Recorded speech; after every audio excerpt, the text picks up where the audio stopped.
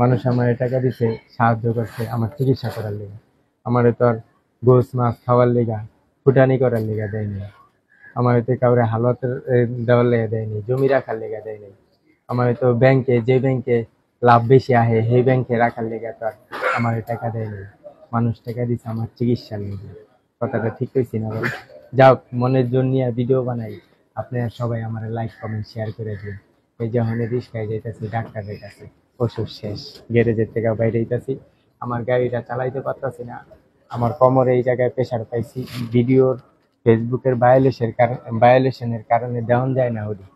হ্যাঁ, এই কারণে আমি দেই নাই। আমার এই কোমরেটা ছাঁচা ব্যথা খাইছি, মারাত্মক ব্যথা খাইছি। তারপরে এই যে পায়ে, এই যে দেখাইতে পারে কিনা না, অন্ধকার দেখান যাবে না।